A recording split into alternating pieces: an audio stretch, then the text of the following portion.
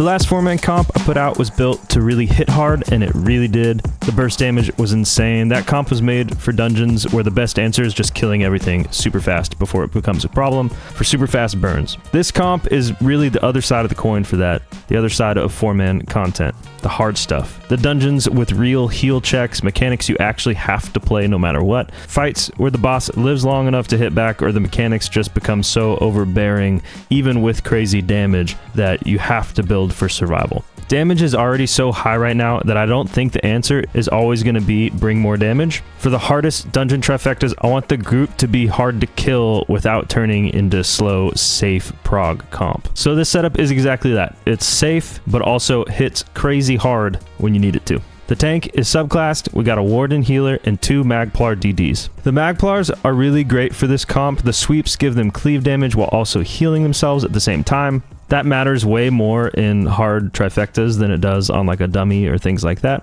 A damage dealer that can keep hitting the boss while also taking damage and keeping themselves alive takes pressure off the healer, takes pressure off the tank. It also makes random damage spikes a little less scary. You still have to play mechanics, you still need the healer in this harder stuff, but it just makes it that much safer. It's a little bit similar to Arcanists with Pragmatic Beam, but I think the Templars have a lot more going for them in Execute, and that's where it really starts making sense. Execute for this harder stuff is where it gets crazy. All these bosses have some sort of like enrage mechanic or some sort of AoE thing that starts in Execute that is just really, really high damage. And so Radiant Glory hits insanely hard and also heals them so they can continue doing damage and burst through that Execute phase still while doing incredible damage. And also now with Templars running Onslaught, they can get the penetration they need when they cast that, and they do 100% crits while that's up. Also, Velothi really works on Magplar still, even though it got a little bit of a nerf with how the damage modifier is now additive instead of multiplicative.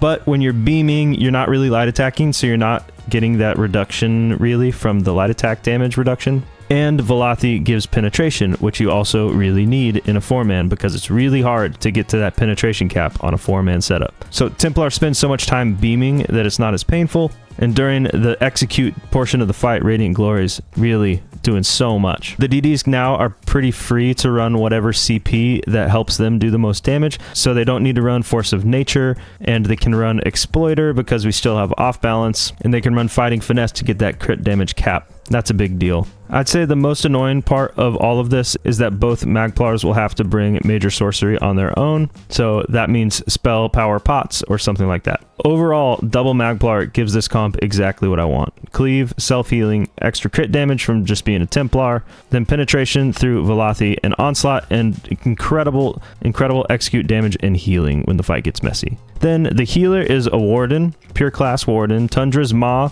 gives Major Brittle, which helps with that crit damage to get us to that crit damage cap of 125. That's a big part of why Warden makes sense here. The Magplars do already have some crit damage on their own, 12% more, but you're still missing out on some of that to get to the crit damage cap, so they still need Fighting Finesse. So Major Brittle helps with that too. The healer's also running Lightning Wall to proc off balance with Elisus, and that's what makes Exploiter worth running. Warden also brings Minor Toughness, which makes the group just a bit tankier for this harder stuff. That's not really flashy, but Trifectas kind of need it. More health means just a little bit more wiggle room to survive. Also, the healers bring in Expansive Frost Cloak for Major Resolve for the group. That actually ended up mattering a lot for the tank setup because I was originally looking at Winter's Embrace on the tank, but if the Warden healer's already there running Frost Cloak, then it's not really worth it to go into Winter's Embrace. That freed up me to go a lot more damage mitigation, a lot more safe on the tank. Warden healing is also incredibly strong. It'll definitely push us through the heal checks when we need it. So Warden gives group healing, crit damage, off balance, minor toughness, major resolve, and crazy ulti generation through the new class passive too.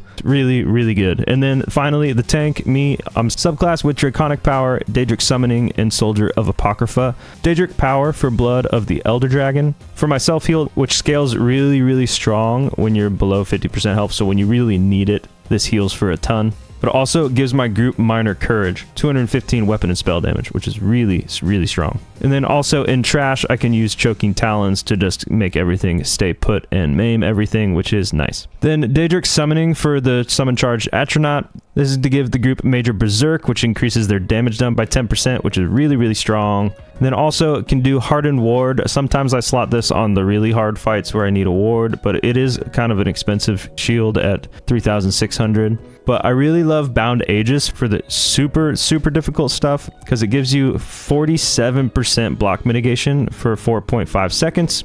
Also gives you minor protection and minor resolve while slotted on, even on your back bar, which gives you a little bit more damage mitigation and extra armor. Also, while you have that going, you reduce your damage taken by an additional 5% through Daedric Protection. And then Soldier of Apocrypha, this is really mostly for Runic Sunder. That helps us get to the pin cap. This steals 2,200 armor and applies minor maim. Also, while slotted, you take 2% less damage per active crux, and this gives you a crux. So after you've taunted 3 things, you're taking 6% extra damage just from having this. And then for the extra hard stuff, Unbreakable Fate, this gives you an extra 5% block mitigation. Major Resolve if you need it. If for some reason the healer stops running Frostcloak, then I would put this on for sure, increasing your armor, which you need. But also it can consume Crux to gain 5% additional block mitigation per Crux spent. So if you consume 3 Crux, that's 15% more block mitigation, which is amazing. It also gives Minor Breach, but that doesn't really matter because I already have an Ice Staff with Elisus, so they're already getting Minor Breach procced. And then also Rune of the Colorless Pool for minor vulnerability, which increases enemies' damage taken by 5%. It also does do Minor Brittle, but that also doesn't really matter because the Warden healer is proccing Minor Brittle a ton. So yeah, that's the comp. This gives a ton of major and minor buffs, all the things that you would need to do damage, while also being incredibly tanky. I'll probably do a bit of a deeper dive on this subclassed tank at some point and put out a video for that. But yeah, if you have any questions about the setup of any individual players, then I'll try to answer those best I can in the comments. But yeah, I'll probably end up doing a deep dive of each of these individual setups for this. Thanks so much for watching. Catch you on the next one. Peace.